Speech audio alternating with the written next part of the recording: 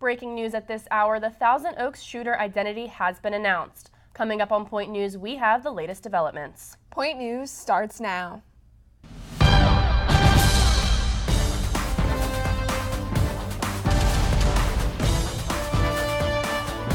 Live from the Point Park University Broadcast Center in downtown Pittsburgh, this is Point News.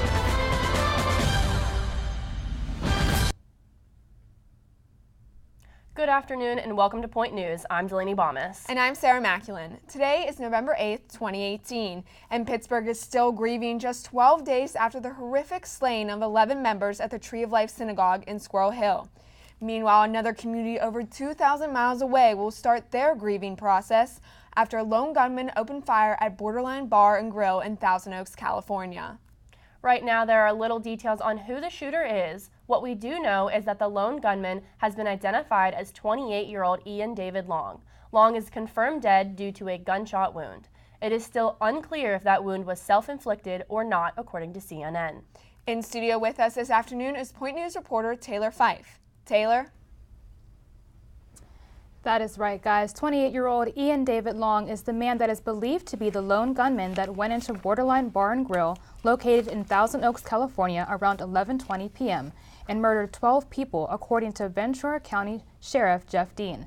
According to CNN, once Long arrived at the bar and grill, he opened fire on the security guard outside. He then moved forward to shooting other security workers as well as employees. Borderline is a Western-style bar located close to several colleges. The bar and grill were hosting a college night for anyone 18 and older. Several witnesses said that Long opened fire during a country line dance. Among the 12 killed was 54-year-old Ventura County Sheriff Sergeant Ron Hellis. The county sheriff's office is reporting that 10 to 15 others were injured during the shooting. As mentioned before, Long is confirmed to be dead. His body was discovered by authorities. It is still unknown if he turned the gun on himself or if the authorities shot him. And joining us at the desk is now Taylor Fife. So Taylor, we just talked about the mass shooting that occurred right here in our own town 12 days ago. And this, again, is this going to bring up more talk on gun regulations with all this mass shootings happening in our country? Yes, I'm sure it is. It's like you said, it's another one of those tragic events that has unfortunately become a regular thing here. I do know that this conversation about mental health will also come into play here, because I read a report that said that a neighbor of Long said that he suffered from PTSD. So that also plays into it. He was a former Marine as well. And with the whole controversy surrounding the Pittsburgh shooting, do you think President Trump is going to have a little bit controversy surrounding this shooting as well, especially because he is a veteran? Yes, I'm sure. We have to look forward to what else President Trump has to say. But I know he did make a statement on Twitter saying that he believes that the police force showed great bravery, and he offered his support. So we'll have to stay tuned to see what comes through this breaking news story. Now that we are moving on from another mass shooting, Point News reporter Alex Lenigan takes a look at active shooter training here on campus. With the recent mass shooting at the Tree of Life Synagogue in Squirrel Hill among the 294 that have occurred in the United States so far this year, local communities such as the one here at Point Park are taking a closer look at the procedures students, faculty, and public safety officials are supposed to follow if there is ever an active shooter here on campus. Lieutenant Nicholas Black joined Point Park's Department of Public Safety in 2011. Since then, the police department here has been named one of the top 25 in the country for its organizational and procedural expertise. As an officer, I'm going straight to the scene. I'm going right to the building, the location, wherever the demographics that I got from our dispatcher. There are many resources on campus that can be used to contact law enforcement.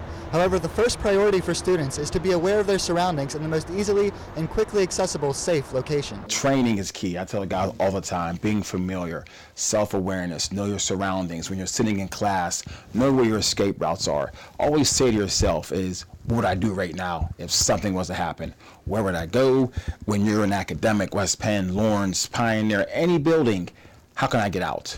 While officers spend time in some 100-level courses discussing the safety procedures with new students, it is equally as important to inform faculty and staff of the correct actions to take in an active shooter situation. We have a video that we implemented here on campus. Alice says you're going to alert, you're going to lock down, inform, counter, and evacuate. So the video is like an overall summary of what ALICE all entails for students, faculty, and staff. But more in depth, they could contact myself or Sergeant Mays. We could come out to the classroom, come out and speak to the classroom. Aside from the ALICE video and the section in the online handbook, there are no other active shooter training resources for new professors coming into the university. However, according to Lieutenant Black, he and Chief Bisong would like to have additional resources implemented sometime during the spring semester. Reporting from Point Park University, I'm Alex Lenigan for Point News. Thanks, Alex. Now let's take a look at today's forecast. We have Claire Costello in today. Claire, are we about to have a drop in the temperatures? Unfortunately, we are going to see a drop in temperatures. Today we have a high of only 47 degrees and a low of 36. And you might want to pull out the umbrellas and the rain jackets because we do have a 60% chance of precipitation. Back to you guys at the desk. Thank you, Claire. And in light of the tragic mass shooting that took place in Squirrel Hill, collections for donations have been on the rise. Point News reporter Brianna McCall took a look to help you avoid the rise of scammers. With such tragic events like the one in Squirrel Hill at the Tree of Life Synagogue, organizations collect donations in support of victims. However, the FBI of Pittsburgh warns you to be mindful of potential scammers pretending to be legit organizations to get your money. After the recent mass shooting in Squirrel Hill, citizens of the city come together to support those affected, such as raising money for families. But there's also people who try to give you a run for your money. According to a press release from the city of Pittsburgh, there's been police reports of people being approached via email, in person, over the phone, and through social media by fake charities trying to solicit money. Is just educate yourself to the group that's asking for money. I think everybody should have the capability of getting on the internet and just doing some basic research to make sure that the people are representing themselves as collecting funds for victims or anyone is actually legitimate. According to the Federal Trade Commission Consumer Information, some signs of a charity scam include asking for cash donations, refusing to provide information about the organization, and using a name that is relatively close to a reputable charity.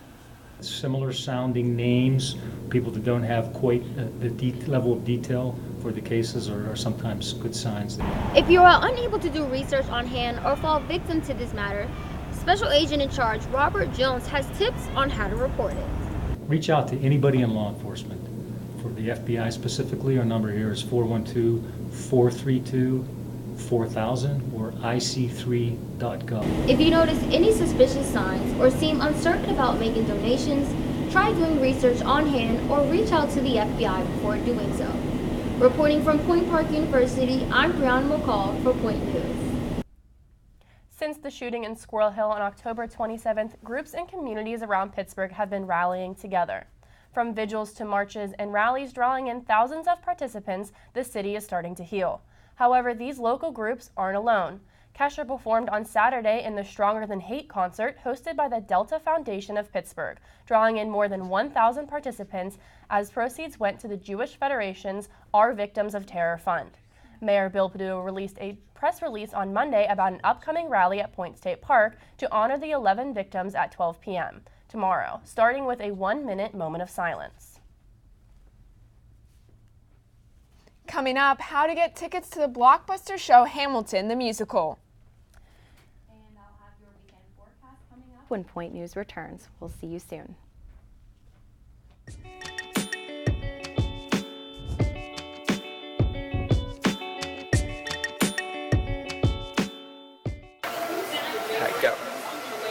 Go to our new website, uview.pointpark.edu.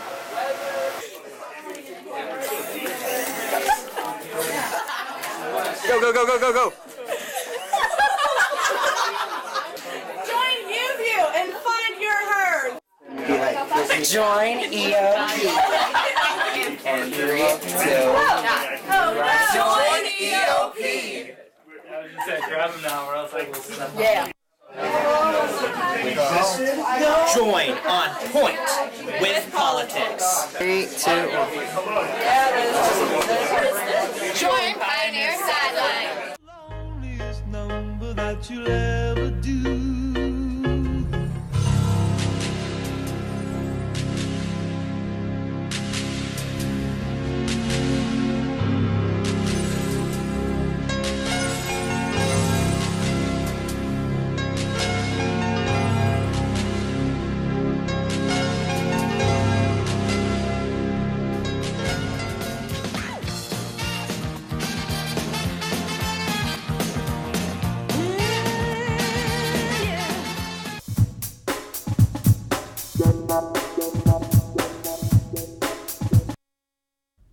Thank you for joining us. Now we are officially 8 days into November. The leaves have started to change color, and the weather is definitely getting colder outside.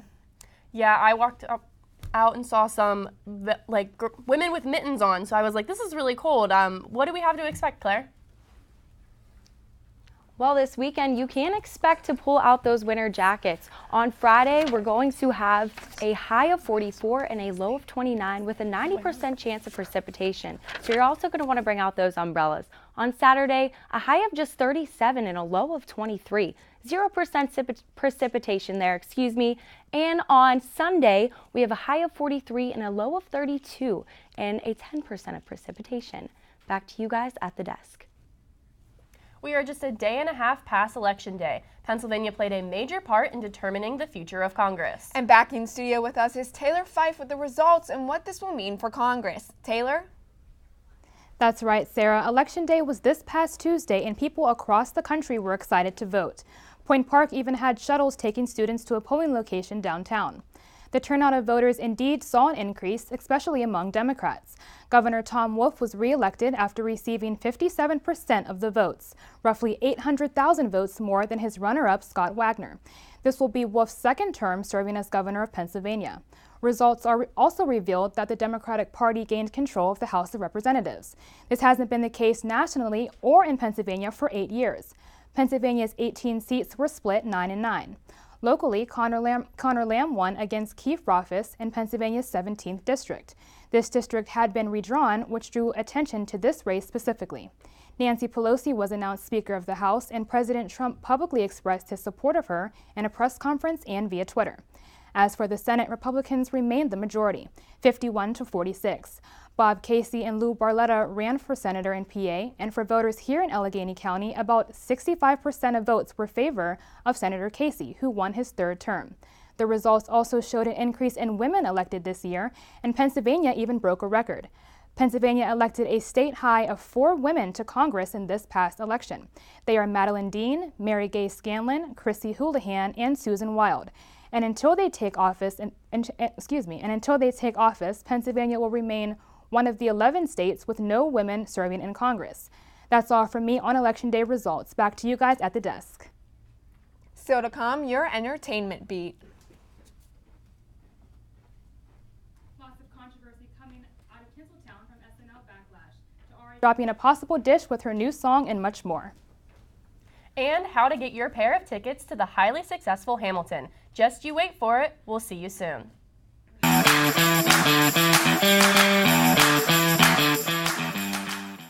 What's one word to describe CAB? Welcoming. Community. Creative. Experiences. Family. Openness. Pineapple. The Campus Activities Board is a student-run organization that consists of 7 different committees. Each focuses on event planning, marketing, and administrative activities. Join us in organizing the juiciest events on campus, from late-night bingo to festive dances to our team bonding meetings.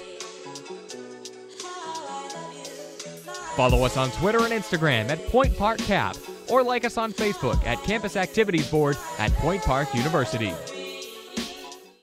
Good evening and welcome to Newsnight. I'm Josh Troop alongside Jess Paterchak. Defending his decision to kick out 15 Cuban diplomats from the United States. Thanks, Allison. Fitness on Demand has returned to Point Park. Residents fear that Mount Agung will have a repeat of 1963's eruption. 2-star NFL quarterbacks made the headlines this week after wrapping up. Thank you so much for joining us this evening. That's your news tonight. For Nick Tomarello, I'm Alex Grubbs. Have a great night.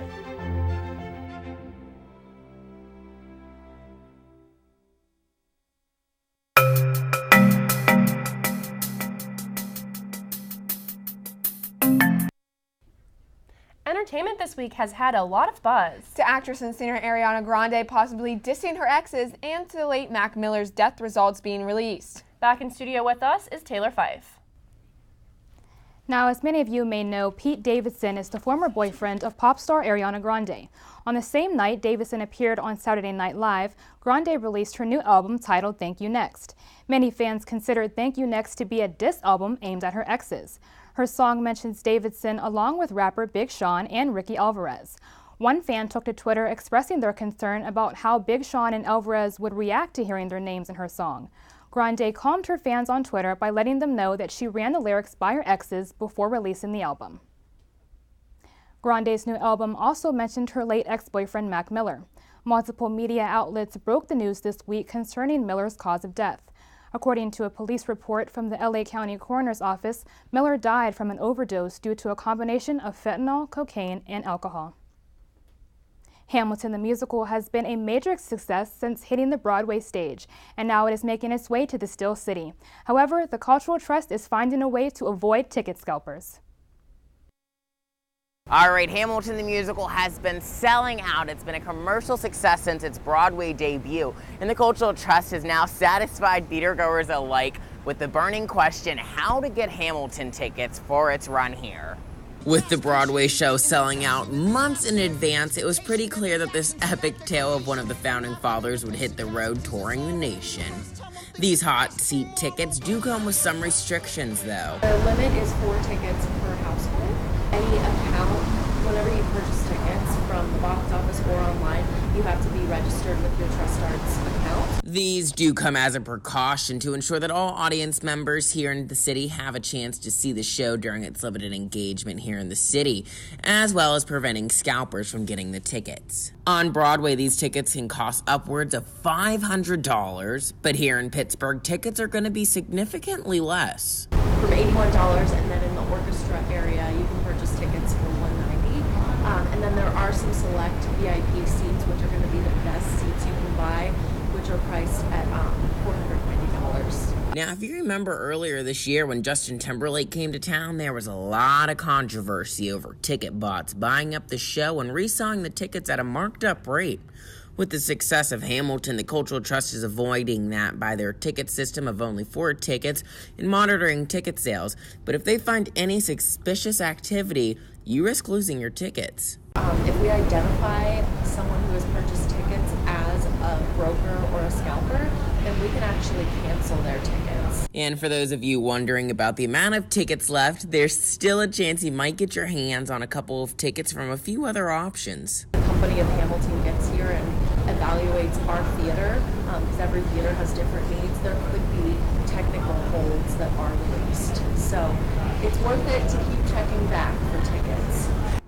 However, there is still going to be a lottery which allows for up to 40 tickets per show to still be sold, and it comes pretty easily. 40 tickets released for this lottery at $10 a ticket. So if you win the lottery, you can see Hamilton in a great seat in the Benedum for $10. And just as a reminder for those who are purchasing tickets, the only way to purchase verified tickets to Hamilton is at trustarts.org. just you wait for it, pioneers. Hamilton the American Musical is hitting the Benedum Center stage January 1st to the 27th of 2019. For Point News, I'm Samir Nefsi. Now that Hamilton, I mean, I know a bunch of people I saw all over social media, people posting pictures of the wait that they had, not just in line, but just online, saying like loading the wait list alone, it's like 85,000 people or something like that. That is so crazy. I can't even imagine that. And people aren't giving up their hopes either. I know we went to the Penguins game that night, the morning that it was released, and there's people in front of us still trying to get tickets, and I'm like, can you imagine just being on your phone all day long waiting for tickets? Like, that's crazy. I've always wanted to see Hamilton, but I guess I'll have to wait another like 3,000 years to see it. Or go somewhere else. I mean, honestly, you're going to have to travel if you want to see Yeah. it. At this rate, there doesn't seem to be any available Well, I have an tickets. excuse to go to New York now. There you go. Yeah. Perfect excuse to go to New York. New York's beautiful, I heard. Never been. I'll go with you. Okay, cool. I like that. Well, that's all we have time for this week. Thank you for watching. Point News will be back next Thursday at 2 p.m. Have a great week, pioneers.